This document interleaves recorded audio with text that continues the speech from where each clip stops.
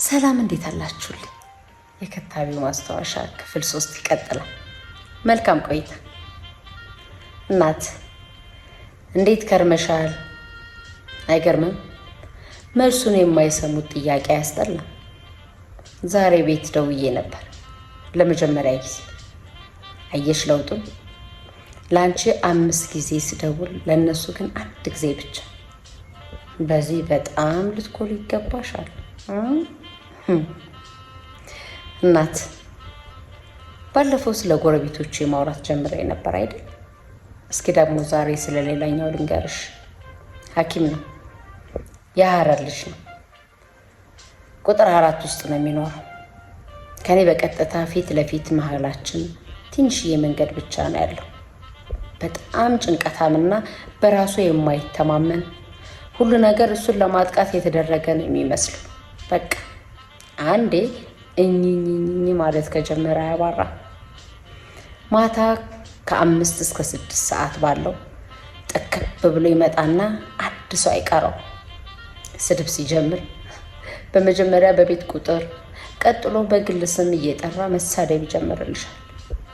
ያኔ አንገት ደፍቶ ሁሉም ጸጥ ረጭ ብሎ ስድቡን መጠጣት ብቻ። በጣም የሚገርመው ካለነው ተከራዮች በአጠቃላይ የማልሰደበው ተነስቼን በቃ ብዬ ተቆጥቼ ወደ ቤት የማስገባው እኔ ብቻ ነኝ። ሁሉም ስለሚያውቅ ይህንኑ የሚቀሰቅሱትና የሚገላግላቸው ፍለጋ የሚመጡት እኔ ጋ ነው። ዋና የግቢው ሽማግሌ ሁኝ ይልሻሉ። ጋቢ የለም እንጂ።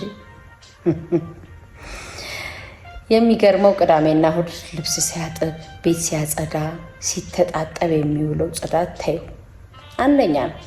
ምን ያደርጋል ግቢው ጠባብ ነው ብዬሽ የለም። ውሃውን ዝም ብሎ ይደፋና ያችኑ ግቢ ጭቃ በጭቃ ያደርጋታል። ምን ነው በሬ ላይ ብለሽ እንኳን መናገራችን ማታ አለልሻ። ወገቡን ይዞ ልክሽን ነው የሚነግርሽ። የወንድ ልጅ ተናጋሪና ወሬኛ ግን አያስጠላም። በይ እናቴ፣ እኔም እንዳላስጠላሽ በዚሁ ይብቃ። እንዳይጋባብኝ ፈርቼ ነው። 27996 ኩላ። እናት ሰሞኑን ዕቃ ስላልገባ ስራ የለም።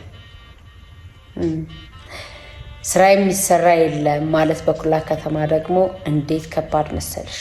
መሄጃ የለ፣ የሚታይ ነገር የለ። በቃ ዝም ብሎ መቀመጥ። ላለመደ ሰው ደግሞ በጣም የሚያስጠላው ነገር ያለ ስራ መቀመጥ ነው። እስኪ መቀመጤ ካልቀረ ወዶ ገብ ዘማች ዘጋቢሽም አይደለሁ። እስኪ ስለ ኩላ ትንሽ ላጫውትሽ። ከአርሲ መስተዳደር ዞን በሱዲ ወረዳ ትገኛለች። የወረዳው ዋና ከተማ ነች። እንደ ወረዳ ከተማነቷ ግን ምንም ነገር የላትም። በ1995 የሁለተኛ ደረጃና የስልክ አገልግሎት ተጠቃሚ ሆናለች። ከዛ በፊት ግን ትንሽ ሻል የሚል ቤተሰብ ያላቸው ልጆች የሁለተኛ ደረጃ ትምህርታቸውን ቤተሰብ ስንቅ ቋጥሮላቸው አርሲ ሮቢ በመሄድ ይማራሉ። ሮቢ በእግር ከ2 ሰዓት እስከ 2 ተኩል በእግር ያስኬዳል። አቅም የሌላቸው ግን የግድ ከ8ኛ ክፍል በኋላ የመቀመጥ ግዴታ አለባቸው። የስልክ አገልግሎትም እንደዛው።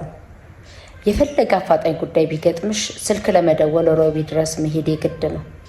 ይሄ ብቻ አይደለም የኩላ ችግር፣ ከፍተኛ የትራንስፖርት ችግርም አለባት።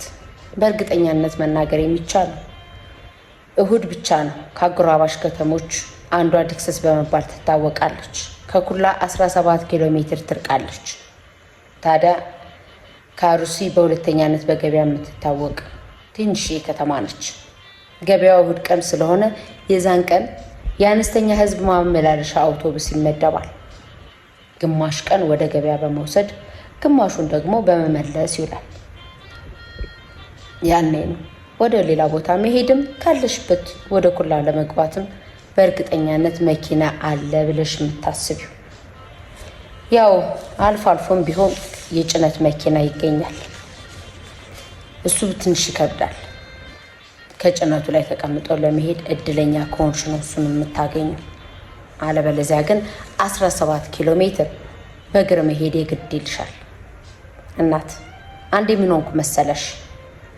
ከአዲስ አበባ ዓመት በዓልን ውዬ እሮብ ቀን ተነሳሁልሽና ሐሙስ የግድ ስራ መግባት ስለነበረብኝ ዲክሰስ ስደርስ የመኪና ዘሩ የለ።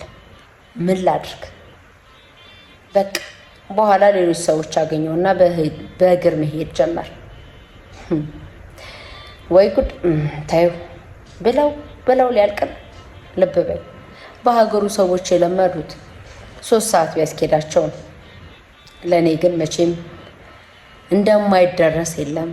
ስቀመጥ ስነሳ አመሻሽ ላይ ደረስኩ። ከዛማ ምን ይወራል? እግሬ በዩ ወገቤ፣ በቃ የኔ ያልመስልሃል። በዚያ ላይ የወንደላጤ ቤት ውሃ የሚባል ነገር የለም። በምን ልለቃለቅ?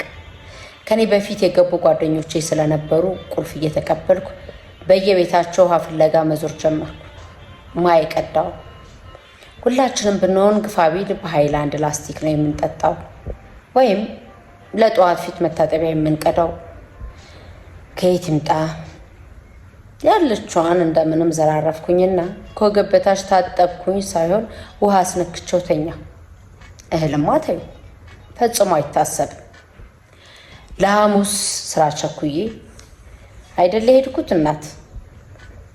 እኔ ታዲያ አንቺ ከአልጋ ላይ የወረድኩት ዓርብ ዕለት።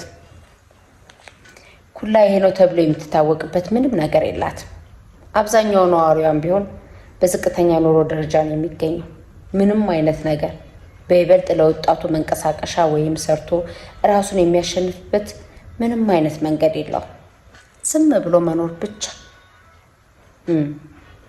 በቃ የቤተሰብ ሸክም ሆኖ ስንት ነገር የሚሰራበትን ወጣትነት ቀስ በቀስ ግን በእርግጠኝነት መግደል። ይህ ሁሉ ዘመን ተረስታ አሁን እንደምንም አስተዋሽ ያገኘች የምታሳዝን ትንሽዬ ከተማ ናት። የመኪና መንገድ የገባላት ከ2 ዓመት በፊት ነው። የሁለተኛ ደረጃ ትምህርት ቤትም ቢሆን አሁን የተሰራላት። በ1996 ለመጀመሪያ ጊዜ ማትሪክ ፈተና በኩል ላይ ይሰጣል። ትምህርት ቤቱ ሲሰራ ትንሽ ለነዋሪው የዕለት ጉርስ ማግኛ ሆኖ ነበር። ተቀጥሮም ቀን ስራ በመስራትም ሆነ ለሰራተኛው ምግብ መጠጥ በማዘጋጀት ነዋሪው ትንሽ ይጠቀም ነበር። ትምህርት ቤቱ አልቆ ስራ ከጀመረ በኋላ ግን ሁሉም ነገር የድሮ ቦታውን ያዘ። ሁለተኛ ግንባታ ይኸውም እኛ እየሰራን ያለነው ጤና ጣቢያ ነው።